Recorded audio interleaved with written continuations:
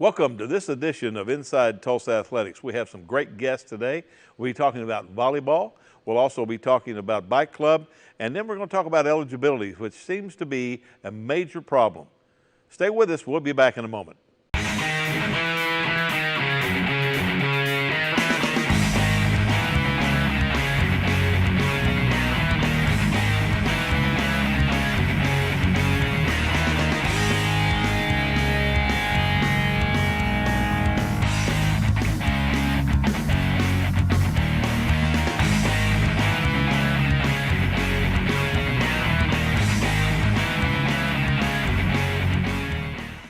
Welcome to this edition of Inside Tulsa Athletics.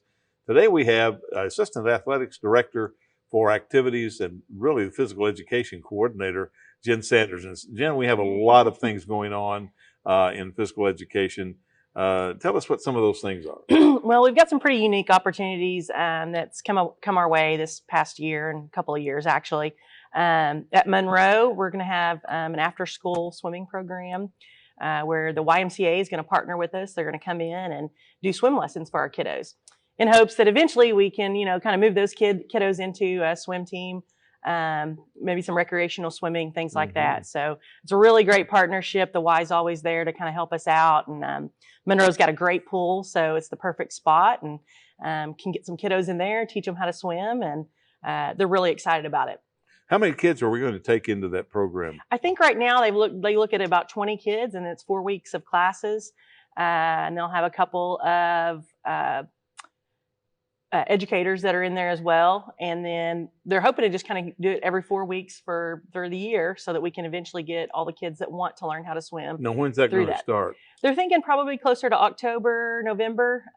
Still working out a few kinks of how we're going to get the kiddos in there and what time frames those kids are going to be in there and those types of things. But we want to get it started as soon as possible, working with the Opportunity Project to help recruit those kiddos from the school. The Opportunity Project will have some folks that'll be there too as well to help mentor the kids. And I think that's a good thing to engage the students. We talk about all types of activities to get them to come to school. And I think now, will there be a grade requirement to be able to be in this program and so on? Currently, they do not have a grade requirement because we really want the kids to learn how to swim. It's a safety issue. Right. But eventually, if we are able to develop a swim team, then there will be obviously grade requirements and things like that. So I keep hearing about this boxing program we have out at Monroe. What is that? Well, the engine room partnered with Monroe, and they've got a few of the folks from the police department that are coming in, and they are actually doing a non-contact, so no one's going to hit any one person. It's non-contact, and it's, just training for boxing. They have the pads up and the gloves on and all that good stuff. But it's a great way, number one, to keep our kids active. And number two, for our kiddos, it teaches a lot of discipline. And also teaches some of those skills of, knowing, how to be disciplined yourself, how to have strong work ethic, because I'm sure you probably know that boxing is a pretty tough sport, and there's a lot of training that goes into that. So, and actually we have a former Hale graduate who went on to play at Northeastern State University, and he ended up being a United States he's on the junior Olympic team now. So yeah, so it's exciting to see that kiddo, graduate from Hale, go on to play college football, and then now he's in, Olympic boxing, and so that's really neat. But and his name's Jeremiah Milton. So just things like that, anything we can do that's a little bit different, a little bit more outside the box for kiddos to get them to come to school and stay in school. That's what we're all about. Well, I think it's really good too to engage our police officers in that program, and I think that's something I know the city is working really hard on in building a better perception of how the officers are accepted in the communities all over the city of Tulsa. So what else we have going in physical education? Well, we also have, right now we have our middle school bike clubs that are going on, but our kiddos also have the opportunity to race. So we have one high school racing team, which is at Nathan Hale High School. And then some of our younger kiddos that are at the middle school level have an opportunity to race. And we have some pretty large races here in Tulsa and Oklahoma, with Turkey Mountain being, a great mountain biking area. And then we obviously have tons of road races throughout the school year. But there's a group called NICA, and that group is a racing entity Northwest Arkansas is just boomed with the racing community and really focus on youth racing. And Tulsa, along with Humble and Sons and Jason Horton, Mike Wozniak, can't say enough about those guys, have really recruited some of our kiddos at the TPS level to race in some of these significant races here in Tulsa and Oklahoma. Is that really a spillover from the BMX coming to Tulsa? Somewhat, it is a spillover. The big part of it is bike club. Kids, once they graduated from bike club in the 5th grade and went on to middle school, they said, wait, we don't have a bike club. So we then created those middle school bike clubs, and now those clubs have become more of a racing team, racing type venues for those kids to compete. I think that's really exciting that we have some program like that for our elementary kids to be able to participate in and look forward down the road to like the Nathan Hale competitive team. Exactly. I think that's really so. As we move into our fall season, you supervise volleyball. How's volleyball going? Volleyball in Tulsa is getting better. We are excited. I know Edison, they've had some successes this year, and she's really getting that program going. I think you're going to talk to her a bit later. Yeah. Booker T, obviously, in a very competitive league in the Frontier Conference, they're doing well. And of course we have the Memorial and East Central all, really working to build their programs. So we are getting much better. There's always room for improvement. And so we're really looking forward to those programs building up and getting better. And we added the program this year at Central. Correct. Yeah, we added Central this year. So they had enough kiddos that decided they wanted to play volleyball. So we said, let's get after it and see what you guys can do. Well, that's a great thing. In the last minute and a half we have here, let's talk about swimming. You also supervise swimming, and it seems like that program has maintained at Booker T, but it might be growing a little bit at Memorial. At Memorial, it's definitely growing. I know that they've started out with some younger kiddos in the YMCA rec leagues. So by getting those kiddos at a young age in the junior high level and having those kids swim and compete at that level, it's enticed them to be at the high school swim team. Also, renovations to the pool there at Memorial are really great. New lanes, new lighting, new locker rooms, storage facilities, hair dryers, all of those things that enhance that facility have also recruited more swimmers to the program. So Coach Bentley does a great job with the kids and works real hard to get those kiddos into the YMCA rec league at a young age, and then obviously filter them through her program as well. Well, the last thing, and you have so many things that you're involved in, but we had cheer regional this past weekend over at Bixby. And Booker T competed this weekend and did well. Happy to say that they're doing well. They have a new coach this year, Darren Baker, and he's doing really well. They will also compete in the game day competition that's going to be on November 2nd.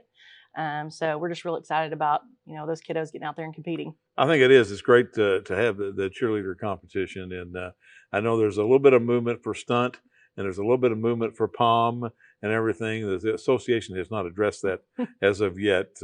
I'll be in a meeting tomorrow where it'll probably come up with the board, but we'll see what happens. Well, Jen, thanks for being here and for all that you do for TPS. And coming up next, we have Rob Biggins, the Director of Athletics at Webster High School. How was school today? Mrs. Smith, what are you doing? Recycling. You can't put plastic bags in the blue recycling cart, but you can recycle this milk jug. You can recycle stuff from all over the house. You can recycle this empty box.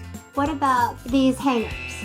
Just aluminum and steel cans, paper and cardboard, plastic bottles and jugs, glass bottles and jars. To learn more, check out TulsaRecycles.com. My dad's always saying a little extra effort now will really pay off later.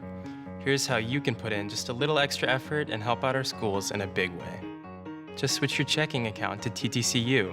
It's easy, and every time you use your school pride card, TTCU donates to our schools. So far, over $1 million. They're the only ones doing that. So make the switch to TTCU and be the person who's making a difference for our schools. Welcome back to Inside Tulsa Athletics. Now the Director of Athletics at Daniel Webster High School, Rob Biggins. Rob, welcome to the show. Thanks for having me. I'm excited. Let's talk about your staffing this year. You've gone through quite a restaffing, it seems like. We did.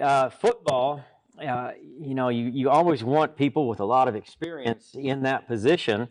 And that hasn't worked out well for us here lately. So we decided to go in a different direction. We found a young man that was already on staff, but not as a head varsity coach, Ryan Boatwright. He's our head football coach. He's a very young man as well, fresh out of college a couple of years. But he did play D1 ball, played over at Jenks as well as a starter. So he has a lot of football experience, just not as a head coach. And then you back that up with, we got Tarek Brantley as an assistant coach. This is his first year coaching, although he played on a state championship team for Booker T. Washington. Then we have Patrick Watson, another assistant, who's working with receivers and quarterbacks. He was a quarterback at college and high school, very successful. It's his first year too. So we do have a holdover of an experienced coach on staff, but a lot of times you're not just coaching football. When you're in those positions, there's so many things. I've heard it said that 90% of being a head coach isn't coaching. And so we're working with that, and it's going really well. A bumpy start, as it always is with a new coach, but then a young, inexperienced head coach.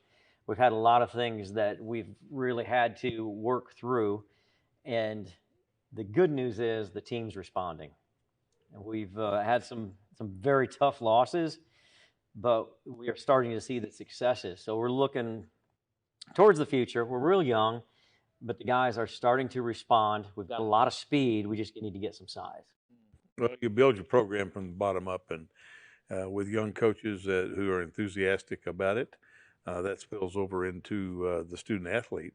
And with them being as young as they are, the next 2 or 3 years should be a new renaissance in Webster football. So I really have that expectation that we're going to be there. I really do. The good thing about these young coaches now, as I remember way back when I was a young coach, I'm ready to go 24/7 and I'm ready to go 365. you're bad. So that enthusiasm really carries over to our kids. And then, the kids don't believe it at first. They think, who's this goof? And then pretty soon they just keep on, and the coach keeps on and keeps on. They're like, well, we just better get on. If we want to be successful with this guy, and he's telling me we're going to be successful, I might as well go be successful. There you go. Absolutely. And then 1 or 2 of those guys do it. Then they see these guys getting really good. Then here comes 2 or 3 more guys. And then pretty soon you see your linemen in the weight room on their own, lifting weights. And it just it piles in on itself. And that's where your actual players are going to grow and develop on their own. They need that extra. Yeah. Well, tell us about some other changes that you've made with your program.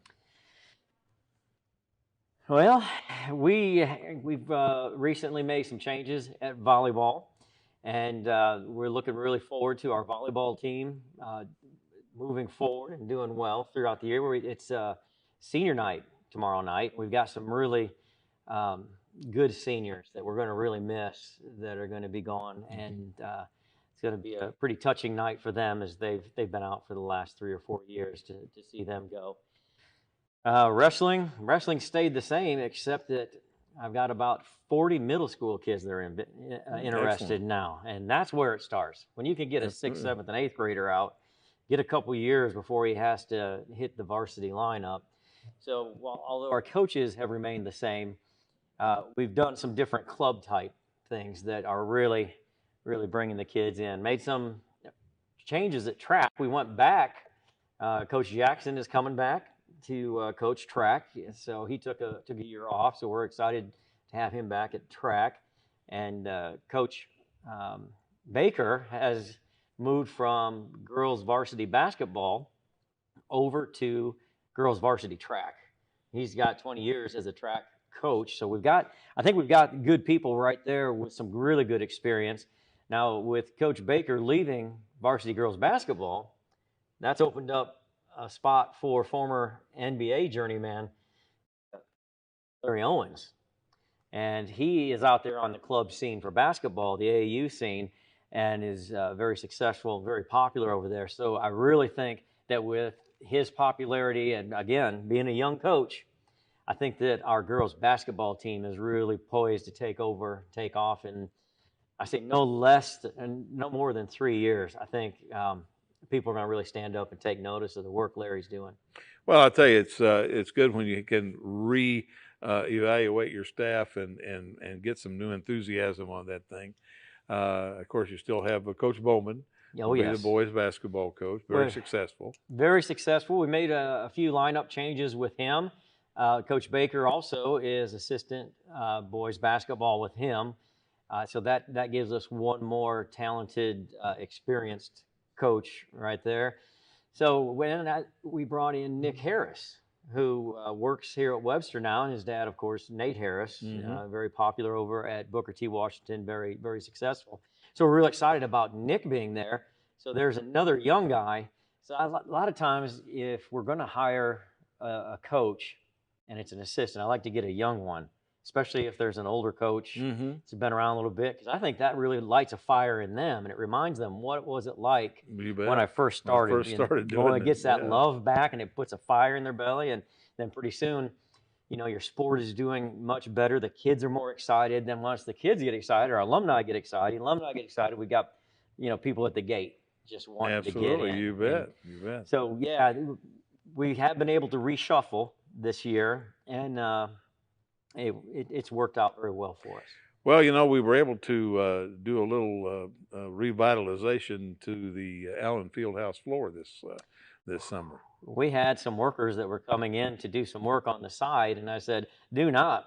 We are proud of that. We are proud of that floor. Do not walk on that floor. If you have to, take your shoes off and get in your socks, because it's a beautiful, beautiful floor." The alumni have redone and bought new trophy cases for us. So we're making that change. So the Bill Allen Fieldhouse is looking sharp. Yeah, it'd be really nice. I know the state always likes to use Allen Fieldhouse for state and area regional basketball, and we want to make sure that we keep our facilities that way. Our voters have been really good to help us with our bond issues and everything. But well, we certainly appreciate you being here today, Rob, and good luck to the Daniel Webster Warriors as you go into this year. It could be an outstanding academic and athletic year. Absolutely. And we'll be right back with Matt Watson, the head volleyball coach at Central High School. Hey, you. Yeah, you. Getting that college education? What are you gonna do? Graduate and take some office job? Be like everybody else? Or will you dare do something different? Like, be a teacher. You could be my teacher. You got the skills, the smarts. Yes, you. You could be the teacher I never forget. That'd be cool. Does that corporate job even have recess? What are you gonna make of yourself? What are you gonna make of me? How was school today? Mrs. Smith, what are you doing? Recycling. You can't put plastic bags in the blue recycling cart. But you can recycle this milk jug. You can recycle stuff from all over the house. You can recycle this empty box. What about these hangers? Just aluminum and steel cans. Paper and cardboard. Plastic bottles and jugs. Glass bottles and jars. To learn more, check out TulsaRecycles.com. Welcome back to Inside Tulsa Athletics, and we have a brand new head coach with a brand new program, Matt Watson, the head volleyball coach at Central. Welcome to the show, Matt. Thank you, Mr. Cloud. It's an honor to be here. I'm glad to be here. Well, tell us about starting a program literally from scratch at Central. Well, it's been, it's had its challenges. It's had its challenges, but it's also had its rewards. When I first started, I reached out to Zach Briscoe at Rejoice Christian, Don Quinton at Webster, Mindy Butcher at Salina, Zach Angie at Wagner, and they all just told me, to stay patient, stay the course, to kind of run our race. It presents its challenges. We obviously have some girls, a lot of freshmen and sophomores, and they were not very familiar with the rules at the start of the season. So my assistant actually put a packet together for them, and credit to them, they went home, they read the packet and read the rules, and so they were able to kind of get the gist of the sport down. But obviously in our first couple of games, there are times when you're kind of explaining them rules and they look at you like you may be speaking a different language. We obviously started in the summertime as well, so we did not get the advantage of starting in the spring and being able to play in a summer league. And so we basically spread it via word of mouth. and we had maybe 2 and 3 girls. You know, there's a lot of challenging mornings. I go up to the school at 8 o'clock, and maybe there's 1 girl that shows up. Some mornings there might be 6 or 7, but it wasn't really until that first week of school that we were able to get a nucleus for our team together and assemble them and really get them bought into the sport, and that's kind of what happened. And we've been working uphill ever since. We played Webster last week, we played Salina last week, and we started to really see the improvements in the girls. That's great. It takes time. Of course, when you build a program, and like you say, not having any preseason really to get them ready was, in the state of Oklahoma, volleyball can start in July, on July the 15th, you know, and then you have summer league, like you said. Now, we talk about the Dr. Pepper grant. Did that help volleyball any? That was the driving force in us being able to bring back volleyball at Central. Coach Brown and Coach Goodman kind of putting in the legwork, getting that grant. Coach Brown he called me this summer with the news. We still had to hold it kind of a secret, but he told me, he said, you know, we're going to be able to bring back this program. And the girls, it's a lot of basketball girls and track girls. They were so excited because they had been talking to their friends at other schools who talked about how much they just enjoy playing volleyball. And so with the fact that they were now able to participate in that sport, some of these girls were just so excited. And yeah, it was all the grant. It's been able to cover uniforms for us. We didn't have any volleyball equipment. So, it was able to get nets, poles, flags, volleyballs. Anything you think of, that Dr. Pepper grant, helped us take care of. Well, that's fantastic for our kids. I think that's, and it's great to be able to bring back programs. Right. That were not there, and it involves more student athletes and so on. So as you move through this, you'll have a regional tournament sometime here in the next future. And but as you look at the off season and then next year, what are some things you want to accomplish with your team? I think that the number one thing is establishing a desire, a heart, and a passion for the game. I think that's the number one thing to a program. You have to have some kids that want to be good and want to participate in that sport. And I think that success breeds success. Iron sharpens iron. And so I think as we have some girls that see some of those successes and start to thrive, and even if it's just small things in practice, at the beginning of the year we said, hey, we want to be able to get the ball over the net, multiple times during every set. And to a lot of schools that may seem, well, that's just the basic, but for us those were very small successes. And as they started to see those successes, I started to have more and more girls come up, Coach Watson, hey, is it okay if I come join the volleyball team? Coach Watson, how's the team looking for next year? And so, I think building our numbers through a desire and through success is going to be the first thing. Also putting us on a little bit more competitive playing field. We were able to go up to the Wagner tournament, and that really, really, really was a big step for us because our girls spent all day watching Westville and Wagner and just successful programs, and just the very small things they picked up on from being at that tournament. I could just see how we were able to implement it almost immediately when we came back. That makes such a great difference. I know when I was at Coffeyville at Field Kennedy High School, we started wrestling, and I had never been involved in it, and I was the head wrestling coach. So we brought them down to East Central for a big tournament there, and we took them over to Ark City, which was probably one of the preeminent Kansas wrestling schools, and then we wrestled Bartlesville. And the people said, what are you doing that for? I said, because I want our kids to see what good kids do when they're on the mat. And I said that part of learning is sometimes overshadowed by everybody wanting to teach technique and everything. Sometimes it's good for them just to watch. Right. Being able to pick up on the small things, I think that. How about your junior high program? Are you going to be able to get that started? That's our next goal. That's one of our next goals, is being able to start them at a younger age. And so that way we're not teaching, sophomores and juniors the basics of the rules. We're teaching sixth graders and seventh graders. We're teaching them the basics of the rules, and I think that will go a long way towards building the program. Who are some of your standouts so far? It's a short season so far, but who's come to the front a little bit and learned the game the way you want it? Adriana Brinkley, she's a sophomore, and she's just effort and energy. I call her the Energizer Bunny. She's just all over the place. She's, sometimes she's kind of not in her lane and she's all over the place, but, it works out for us, and she kind of covers up for maybe some other girls' mistakes here and there. We have a sophomore, Mariah Bennett. She had some experience playing in junior high, and it's really shown. She kind of has a lot of poise out there on the floor. She's very poised. She just doesn't get bothered by a lot. She's able to make mistakes and then rebound from those mistakes quickly. So those two have really been the tone setters for us. That's great. What other things do you do at at Central? I'm an assistant basketball coach with Coach Brown on his staff. He brought me over this year from Webster. I'm also going to be an assistant with soccer, and that should be fun working over there with Coach Califf. And so I kind of have my hands in a lot of different buckets, and just it's really helping me become a part of the school as a whole, and not just a part of the boys basketball staff or just the volleyball staff. I've been able to really entrench myself with the school. Well, Central has a rich tradition in athletics, and Yes. it goes back as the oldest school in Tulsa. Right. And, to see some of the success that Coach Shaw's having now in the fall will help, I think, throughout the year. Yeah, I think with Coach Shaw, man, they're doing a great job. Yeah. They're just doing a great job, man. It's been so fun to watch. I've been able to go to the games, and it's just been great to be able to watch. Those are a lot of our basketball kids as well that are out there, and being able to watch those kids thrive in multiple areas. It really is rewarding, because they put in work in every field they're in. They've worked really, really hard to get to that point. I know the coach has done a good job. And they got a tough one this week with Hilldale. Hilldale is going to be tough. Hilldale's going to be tough, but they're all tough. That's you right. You got to play every game every week and so on. Well, Matt, we're sure glad that you joined us today on Inside Tulsa Athletics, and wish you all the luck in the world as you build a program. And remember, you got to stay patient. Right. When you're building a program, it takes 2 or 3 years to get those kids to come through. Absolutely. But once you do that, then you'll have a solid foundation for the future.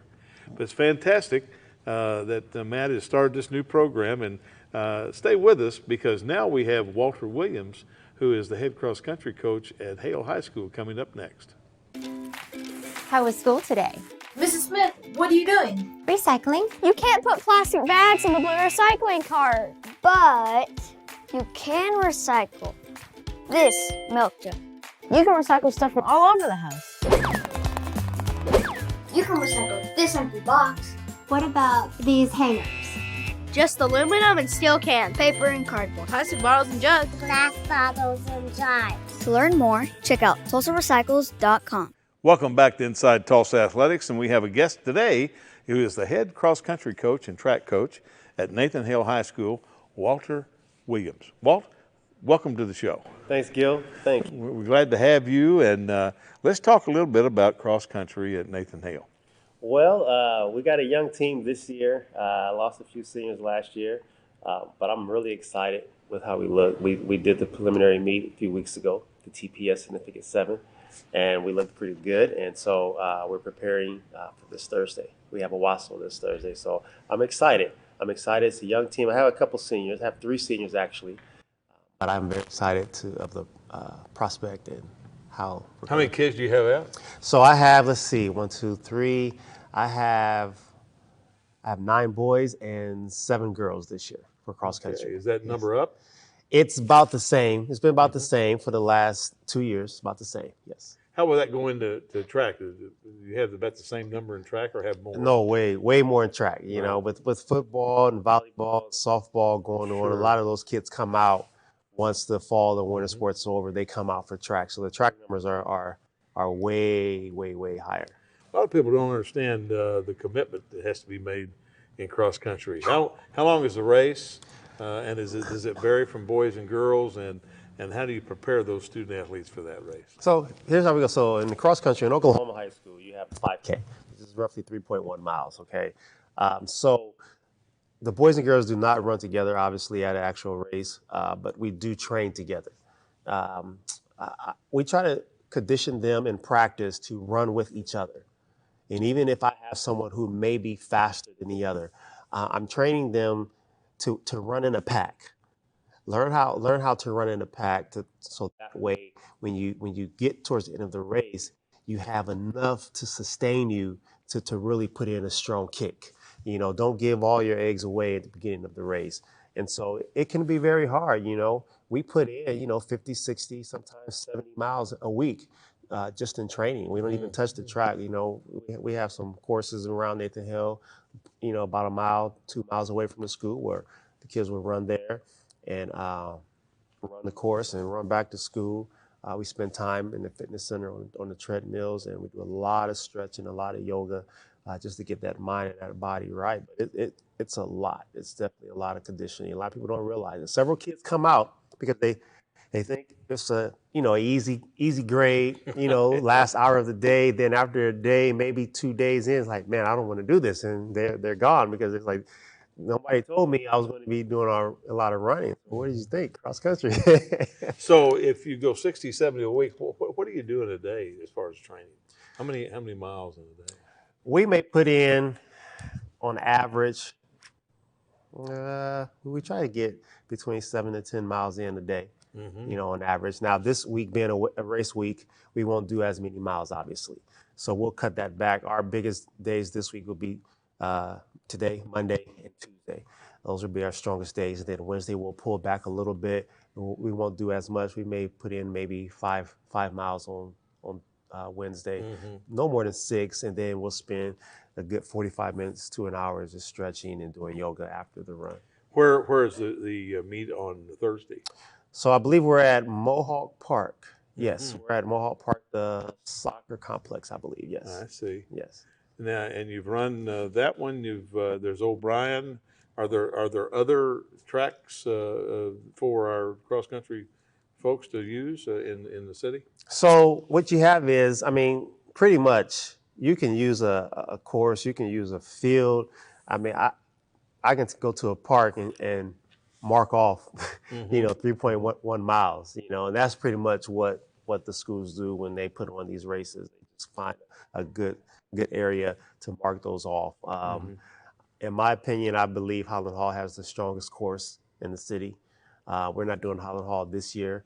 O'Brien is a pretty flat course. You can get some pretty fast times at O'Brien because it's pretty flat. But Mohawk is not as flat as O'Brien, so there may be a little bit of hills, but not a lot though.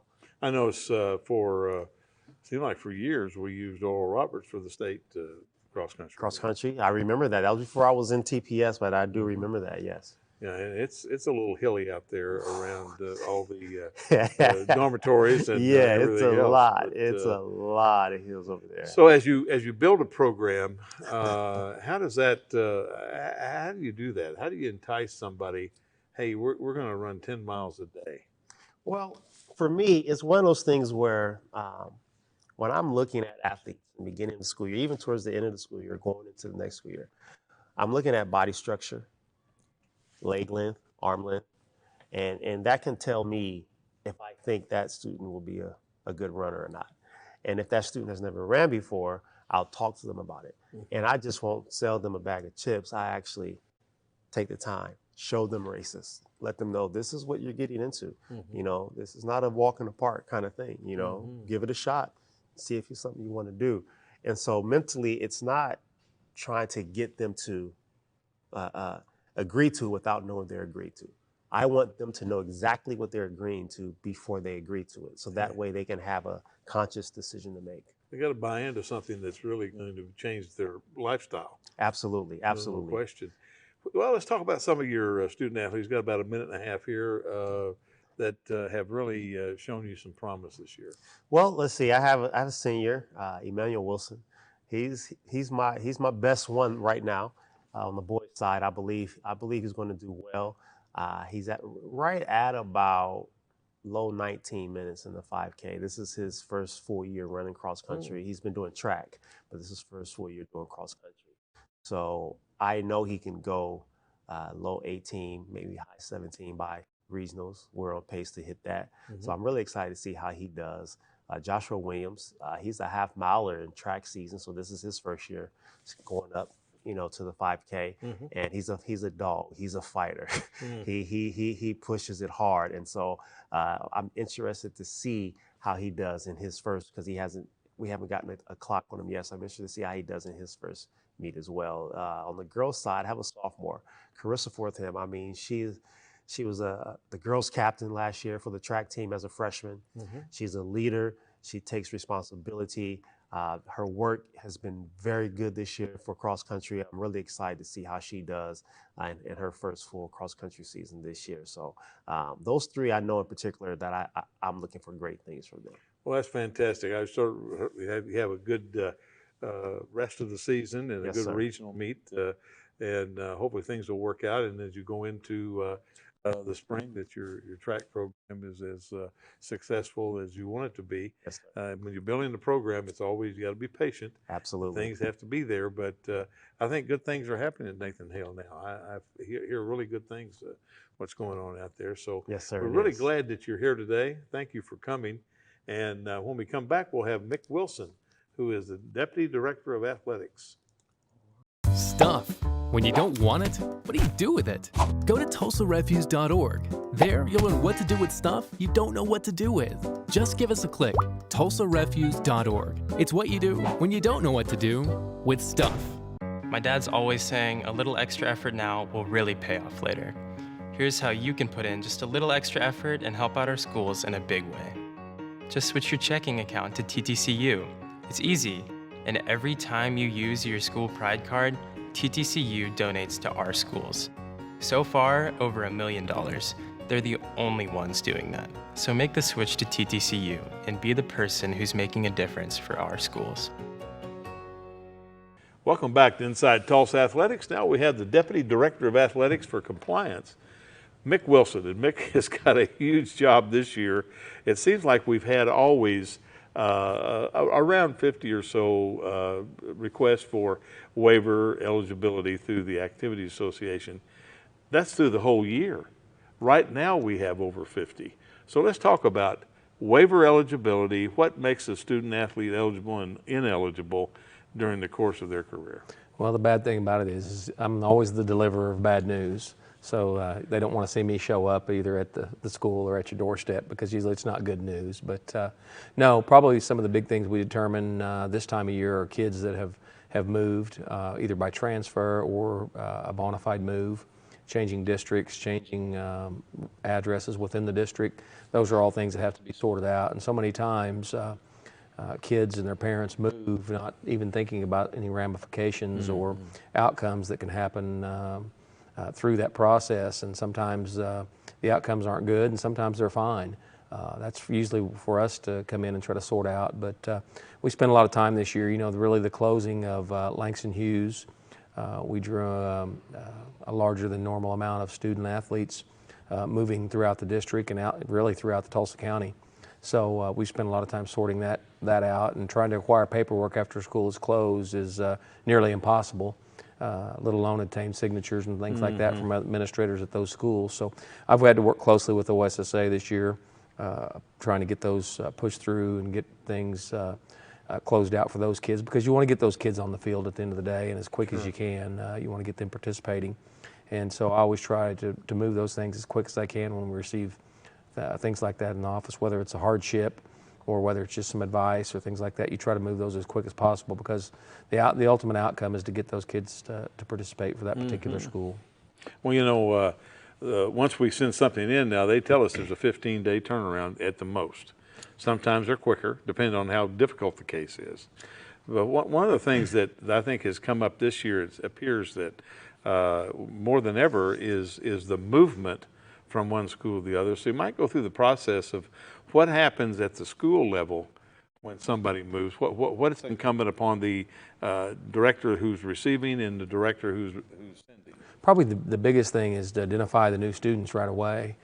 So many times we get caught in situations where a new coach will take over a team and not realize all the students to him are new, not just the new student that may be coming in from another school. So the athletic director has to really work with his head coaches and find out which students are new to the school, new to the team, make sure those students are enrolled.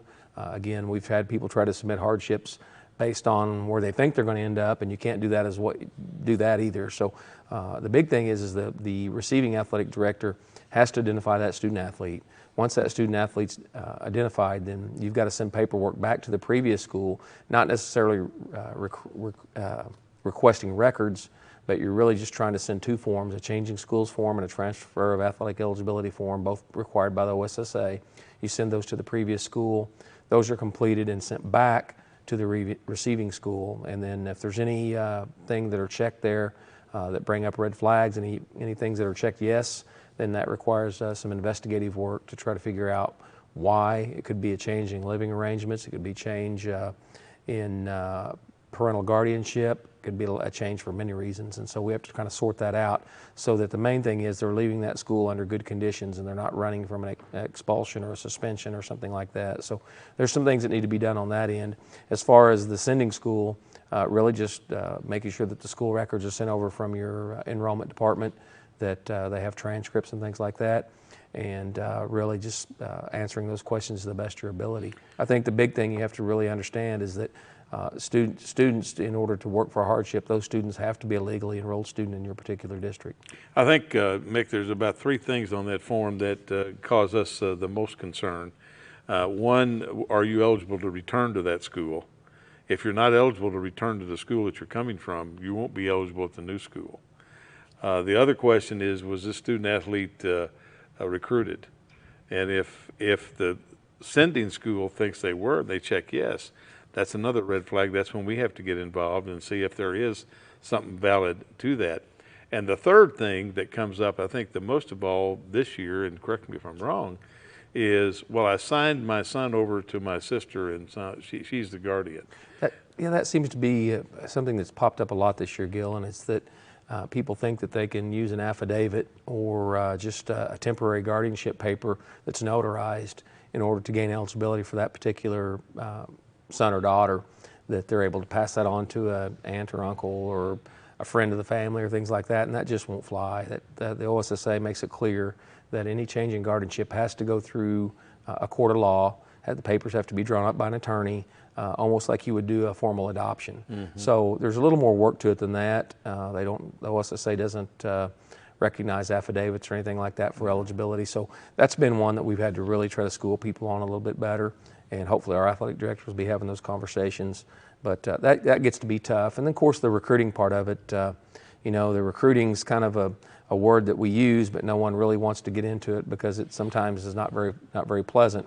And of course, there's part of my job that's not very fun, especially when you have to go check addresses and residences and ultimately end up walking through people's houses and homes and apartments and making sure there's closet, the closet has clothes and there's food in the pantry and, that the house is livable and it's not just staged for someone to gain eligibility. And that part's not fun because so many times people don't think you're taking their word for it, but unfortunately there's been so many unsavory characters over the years that have tried to pull a fast one and gain eligibility that way that we all have to kind of suffer the consequences. Well, of course, the other part of that, Mick, is that when we have to walk through the house to make sure they moved everything out of the other house, is everything out? Is it a bona fide move or not? That's correct, because we've been on a few of those where they cleaned the house completely out and moved everything into the garage and said, okay, we're out. We're out. And of course, when you call the OSSA and have them come down and do a walkthrough with you, that's not acceptable. The house has to be cleared. It has to be vacant.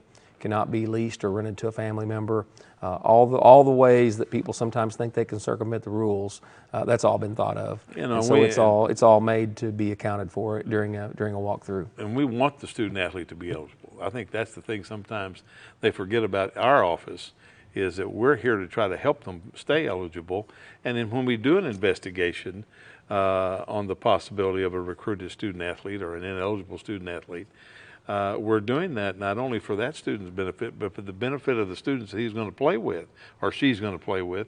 Because if we play an ineligible player, they end up having to forfeit all those games that they played in. So it's a bigger thing than in one person. Well, the ramifications, Gil, are just unfathomable. I mean, I was looking the other day at the board, and since we've been here together, we've had 10 state championships in basketball. That's both boys and girls. And I look back and think now, can you imagine if we would have had to go to the OSSA and try to defend any one of those state championships or have one taken away because of us not doing our due diligence and making sure that our student athletes are fully eligible? Absolutely. Would be unconscionable in our office. Well, Mick, thank you for being here today and shedding a little light on our eligibility issues that we have. And when we come back, we'll have J.V. Haney, the former host of Inside Tulsa Athletics and a Hall of Fame coach and athletic director. How was school today? Mrs. Smith, what are you doing? Recycling. You can't put plastic bags in the blue recycling cart, but you can recycle this milk jug. You can recycle stuff from all over the house. You can recycle this empty box. What about these hangers? Just aluminum and steel cans, paper and cardboard, plastic bottles and jugs, glass bottles and jars. To learn more, check out TulsaRecycles.com. Welcome back to Inside Tulsa Athletics. Today we have a really special guest, the guy who hosted this show for over 17 years, our good friend, former coach, Hall of Famer, J.B. Haney. J.B., welcome to Inside Tulsa Athletics. Well, you don't understand just how much I have just been so happy to come on and visit a while with you, because this is such a great show and people watch it all over. You know they do, JB, and I think that's a tribute to what you've lent to this program over the years and your background and experience in Tulsa Public Schools. But let's talk about some of your feelings and some of the things that have occurred over the last few years, and what concerns you about athletics and TPS. Well, you know, the thing that I talk to a lot of people about, Gil, is that I'm very prejudiced, and I'll admit that right up in front, that I love the athletic programs in the Tulsa Public Schools. And in the 20 years I was here with it, it was just absolutely, you couldn't wait to get to work in the morning, because it wasn't like going to work. It's getting up there and being with people that you liked and working with kids that wanted to get better. And it just seemed like that the loyalty to every high school. I was at Edison and Webster, had close friends on all of the others, and all of those players, all of those students were so loyal to that school. Now, I'm not saying this is an actual fact, but to me, it appears anymore that more of those students don't have that loyalty that they used to have. And why do you think that is? Well, I think it's the fact that when we allowed them to go from one school to another and be eligible, that the kid could wake up and say, well, I don't want to go to Webster. I want to go to Memorial. All right, then they can go. They can transfer. So I think when you were forced to stay in your home district, you became more loyal to that district than it was when you are allowed to get up and go to another one. Neighborhood schools, you know, it builds the neighborhood around the school. I think the culture that you have and your student athletes are visible and known in those areas. And I think we lose a little bit of that. But let's talk about the importance of athletics, as you've seen in your 30 years in education, how that struck you and how you look at it today.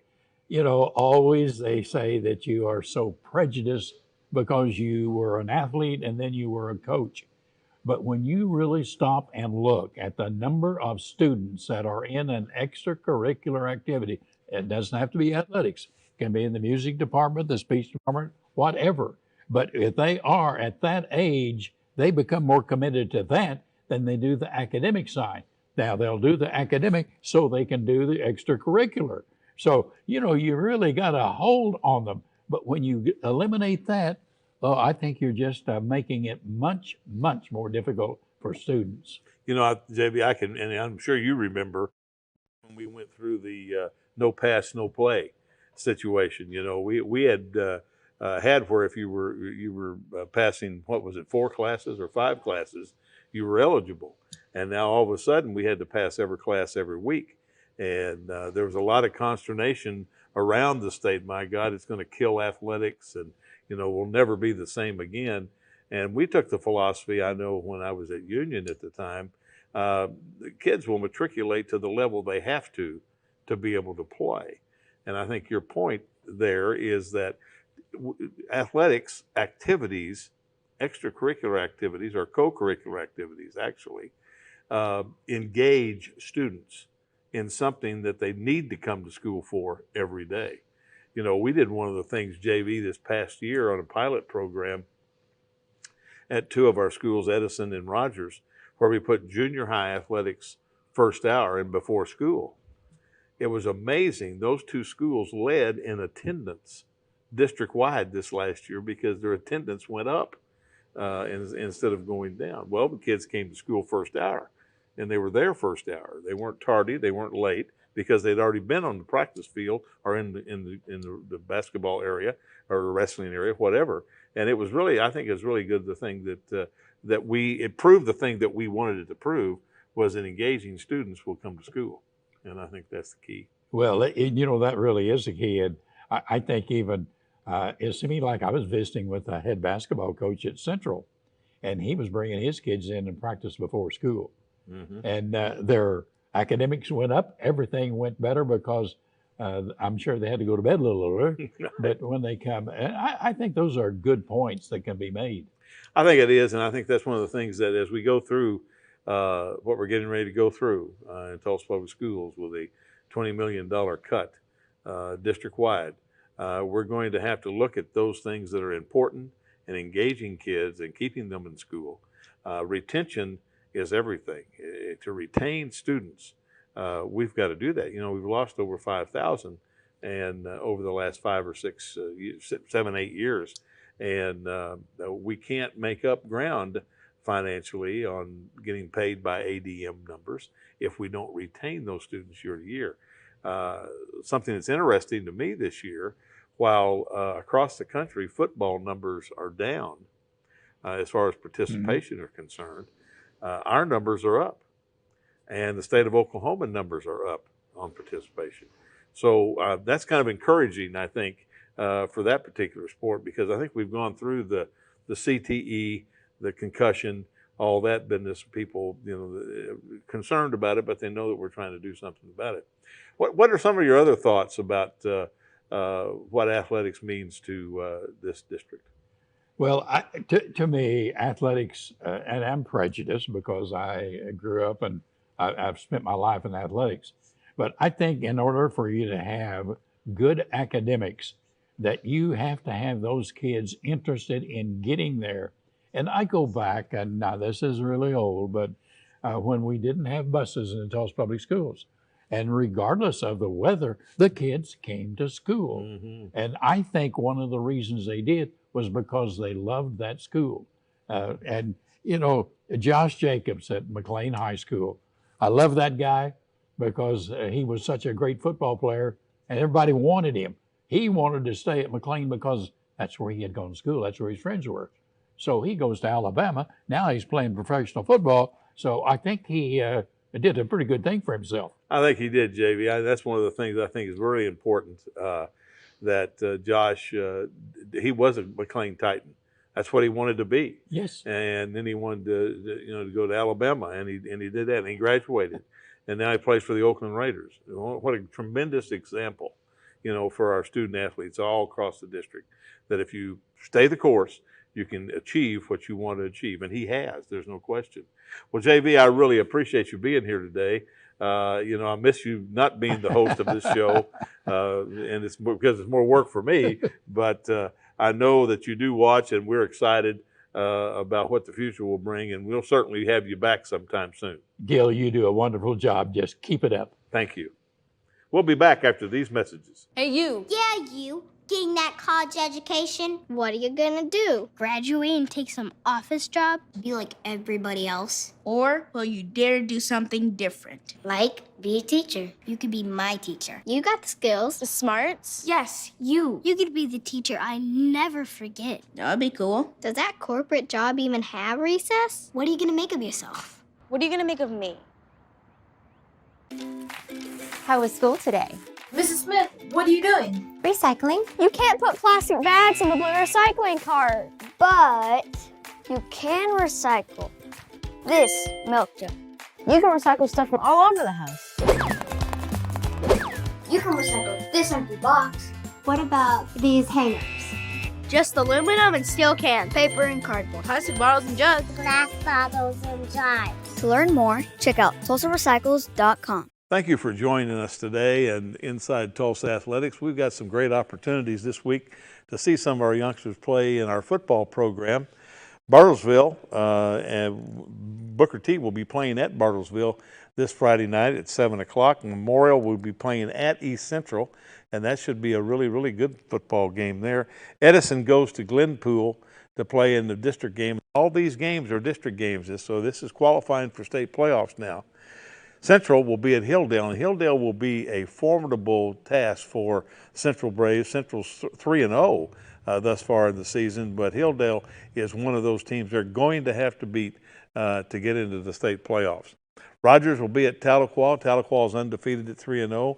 Rogers has a very young team, and they're coming on, and they'll be okay with Parker Childress as their head coach, and as they move into this district season.